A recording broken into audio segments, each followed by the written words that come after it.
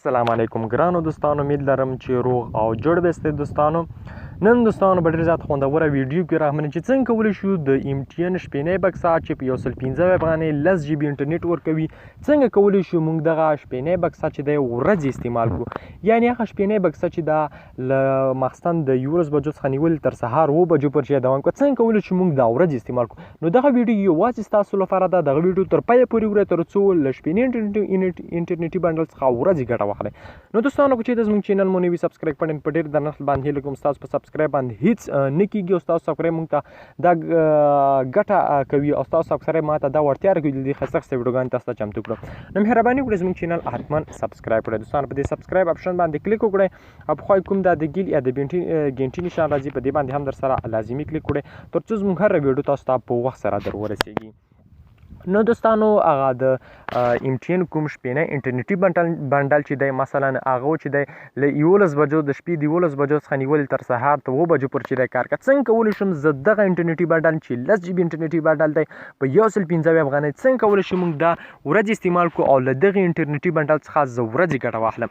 نو دوستانو دغه انټرنیټي بنډل زه تاسو ته وښیم. دا د ستوری 340 ستوری او اوکې. ګورئ دوستانو لږ صبر به وکړئ. که چینل مو تر اوسه هم نوي سبسکرایب کړی نو مهرباني وکړئ چینل سبسکرایب کړئ. دلته به شپږ ولیکئ سینډ. ګورئ دوستانو دلته تاسو وینئ چې 10 GB انټرنیټ ډیټا چې دا په 115 افغانۍ چې دی په د 10 ورځو لپاره څنګه کولی شم زه له دغې انټرنیټي بنډل څخه ورځې ګټه واخلم. نو دوستانو ورځې ګټې اخیستنې لپاره لومړی شرط دا دی چې کله مثلا 7 بجې شي نو د 7 بجو نه په کم 7 بجې به ته د خپل انټرنیټ یا د خپل موبایل ډیټا خلاصه کړي.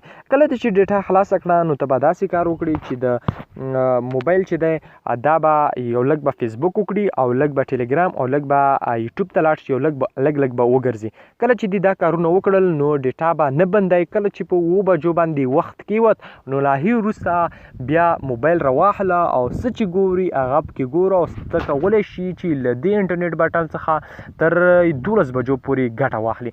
دوستانو دا ډېره زیاته خوندوره طریقه ده. مثلا کله چې 7 بجو ته وخت رانږدې شي نو ډیټا خلاصه پرېږدئ، ډیټا مه بندوئ. او کله چې په 7 بجو باندې 15 منټه کېوخاته، شرط دا دی چې 15 منټه چې کله په 7 بجو باندې کېښوده نو لا هی وروسته چې دی ستا انټرنیټ به بیرته کار کوي او ته کولی شي له دغه شپېني انټرنیټ بنډل څخه ورځې ګټه واخلي. شرط یې دا دی چې 15 منټه مخکې به ډیټا خلاصه کړي، نه بیا ګوتی، او 7 بجو په باندې 7 بجو وروسته چې دی بیا کولی شي له دې څخه ګټه واخلي. دا ډېره زیاته خوندوره طریقه ده. په دې هیله چې خوښ شوي نو معراج خان ټیکنیکل یوټیوب چینل همدا اوس در سره ضرور سبسکرایب کړئ، دغه ویډیو در سره لایک او شیر کړئ او نور ملګرو ته دا ویډیو ولیږئ. مننه دوستانو، خوشحاله اوسئ، الله مو ژوندي لره.